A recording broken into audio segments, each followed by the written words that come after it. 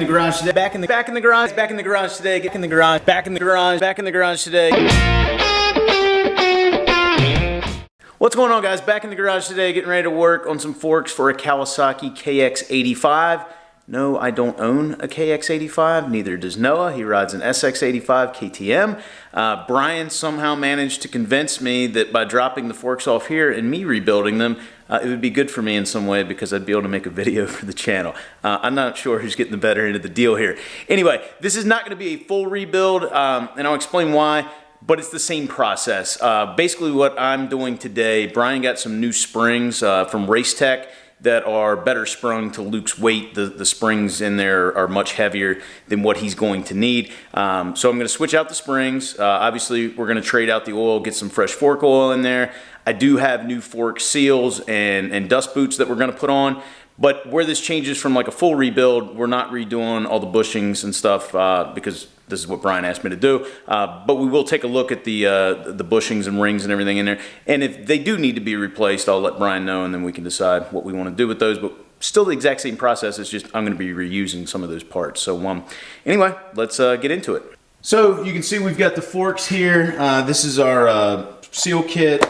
And then we've got the new springs from Racetech inside the box. These are the ones that we'll be swapping in replacement of what I assume are the factory springs in here. Now typically what you would want to do is bust these end caps loose before we take them out of the triple clamp, but since I don't have the bike here, I'm probably just going to pop these in a vise and we're just going to pick one to start with here. So basically all I'm doing here is just putting this thing in the vise. I've got some soft jaws on here so we don't mess it up, and it's a 30 millimeter socket or wrench to put on there. I just put it on there with a little braking bar, got it broken loose, and now we'll get the cap all the way off. Alright, so we've got this you can twist by hand. One thing you're going to want to check out is that O-ring on there. Make sure it's not damaged. If it is, you're going to have to replace it. Now we're going to pull this out a little ways, and this is going to be, I'll see if I can get you the camera angle. Basically what we're going to do is pull this spring down a little bit, and we just need to get a wrench on this nut here, and then loosen this top cap off. If we can't get the spring down, then we'll just try to fit the wrench in there. But next thing we want to do is totally remove this cap from the dampening rod, and I'll check out and see what size nut that is on here.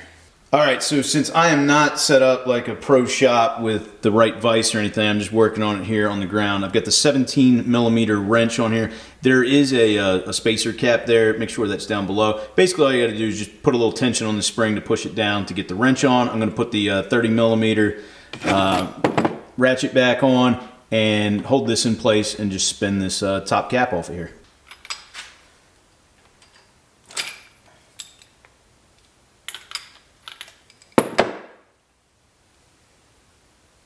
Broke loose pretty quick there.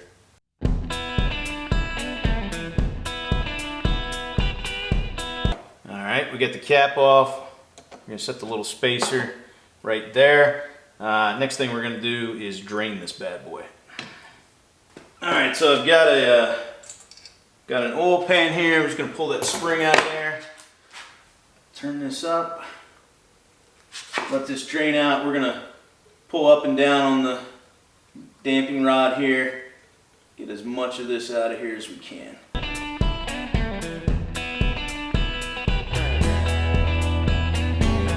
Alright, so with the fork oil drained and the fork just held here in the vise, I'm going to take a pick, and I'm trying to light that for you, and just pull that rubber little cap protector, whatever you want to call it, out of there. Alright, so with that cap removed, just this little rubber piece right here. It's a good idea to clean this up. You will get some dirt in here. Now we're going to take a 14 millimeter hex and spin this bad boy out. So before you twist this, if you just start twisting it, the entire middle of that thing is going to start spinning. There's a special tool you can get.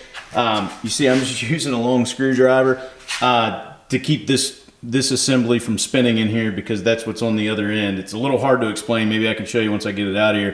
But if you just put a screwdriver in there, that'll hold it in place and allow you to get enough torque on that to get it broke loose. Alright, so you can see I've got this loosened all the way up.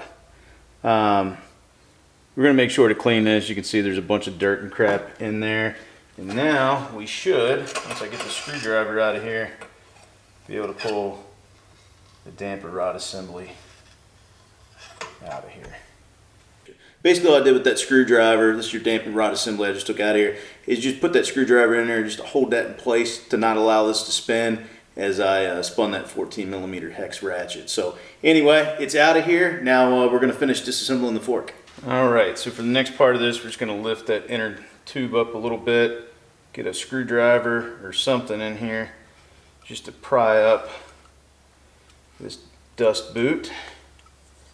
We pull that up.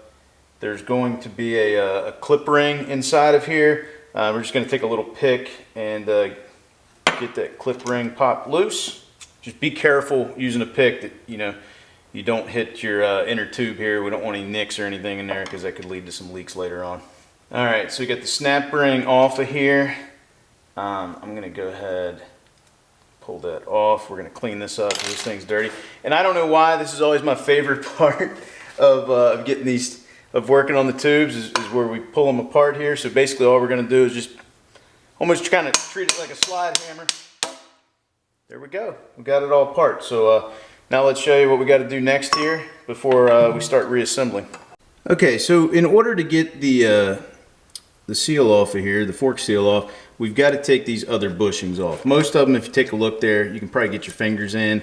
If you have some trouble with them, you can use a pick. Again, just be very careful. We're going to reuse these bushings. This one here is the only one that's showing any sort of wear, but doesn't look too bad. Just remember the orientation. Everything's going back in on before we put it back together. We don't want to put it back in the wrong way. So you've got the outer bushing here, you've got this bushing, and then you have this ring, and then you've got your fork seal. I'm going to get these taken off. We're going to go ahead and get them cleaned up, and then we're going to go about putting our new fork seal on. Alright, so I got the fork seal off. We are also replacing the dust boot, so I'm going to go ahead and slide it off, and then I'm going to totally clean up this inner tube, making sure it's spotless before we start reassembling things. So before we go to put the fork seal on, you can use one of these tools from Motion Pro that goes down over top. Now you see this one doesn't fit on here. This is made for my big bikes, so I don't actually have one that works on forks this small, so I'm going to show you my method for doing it if you don't have one of these tools. So if you don't have one of those specialty tools and or don't want to buy one, you can just use a little bit of saran wrap like I did. That's going to protect the both the dust seal and the fork seal when we put it on from this sharp edge and then these sharp edges here where the bushing sits. So before we go to put this on, I always like to take a little bit of, you could also use grease, you can use fork oil. You just want some sort of lubricant on here. It just assists in this. And then just kind of work this thing down onto the tube. There we go. Next piece we want to put on, go ahead and slide your retainer ring on so it's ready to go.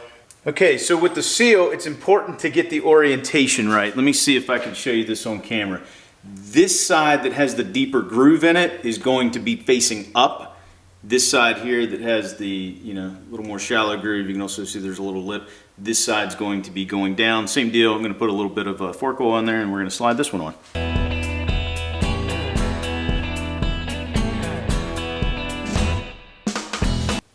Should be good. Now we're going to find all this saran wrap I just wasted. Next part we're going to put on, and these were cleaned up off camera. We've got our ring here. Slide that down on. Then we're going to take our outer bushing. That's going to slide down on. And then we're going to, you just spread this one with your fingers a little bit. There we go.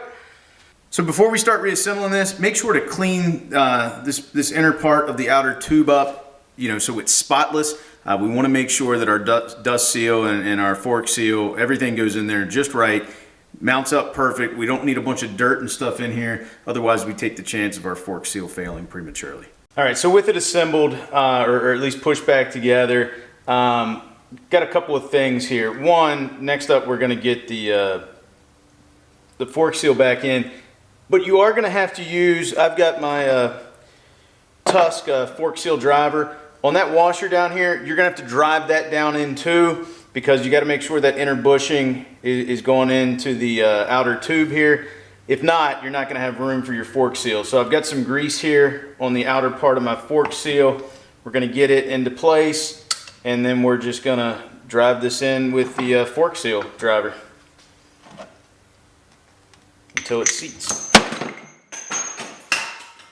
Wow. I think we're good. All right, so next thing we need to do is just get this clip ring back down in, just make sure it's seated all the way across, and then we'll put the dust boot in place. All right, so with the clip ring snapped back in, basically all I have to do is hammer this bad boy back in. All right, looks good. Now we can start putting the inside of the fork back together. All right, so with the fork back in the vise, we're gonna go ahead, make sure this bottoms out down here, the damper rod set up. Make sure this is good and cleaned up. I'm gonna put just a little bit of grease here on this O-ring, but if the O-ring's damaged, make sure to replace it with a new one, and then we're gonna start to spin this back in the bottom here. All right, so we can start this, hopefully, by hand. So I'm gonna have to put a little bit of pressure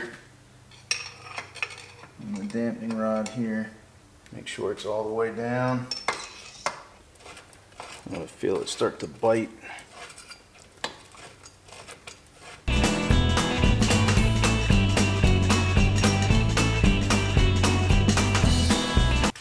Torque spec on this is 40 foot-pounds, so I'm going to grab my torque wrench, lock this down, and we'll start getting some oil in it.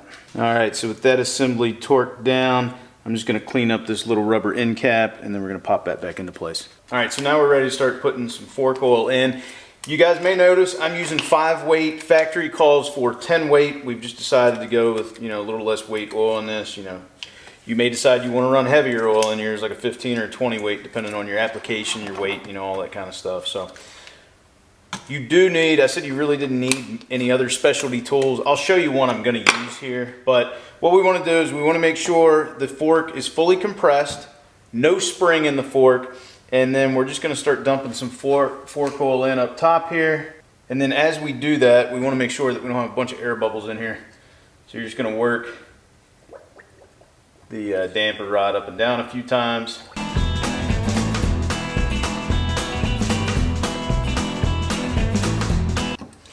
Alright, so to know if we've got the right amount in here, I have this tool from Motion Pro. I'll link it down in the description.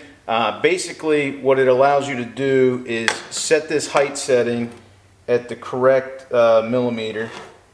So in our case, we want it set at 100 millimeters. Again, that's just the standard setting. You can change it if you need to for your application. This goes down into the fork tube. This sits on top. When I pull on this, and this is not the original syringe, the rubbers in these are going to wear out over time, and I think this one's a tusk.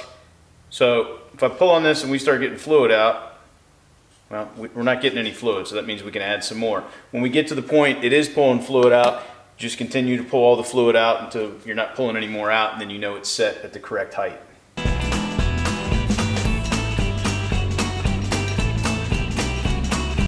It should feel nice and smooth, no more bubbles. Okay, so it's definitely pulling some fluid out now. I've got it way overfilled. What we're going to do with this fluid here, just pump this back down into our canister. Alright, so when we start getting the bubbles there, we know we're at the right height. We've got the right amount of fluid in. If you want, you can work the damper rod a few more times just to make sure it's feeling smooth before we start to buckle up the rest of this. Alright, so fast forward about a week and a half, we actually have the right springs from Race Tech now, and I'm over at Brian's, obviously not in the garage. We've got Luke's bike sitting over here, so I'm going to get these springs dropped in, show you this last step, and then we're going to get him on his bike tonight. Alright, so you can see I've got the spring back down in the fork tubes. I've got the damper rod pulled up. Next we're going to take our spacer, and then we're going to take our 17 millimeter wrench. Actually, what we can do first is just spin the top cap on, lock our 17 millimeter wrench into place. Should hold there. Take your 30 millimeter socket, tighten this back up,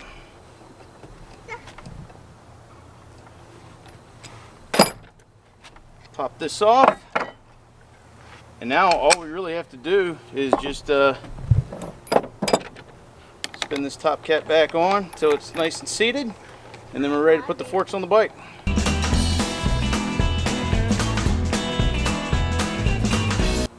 One done.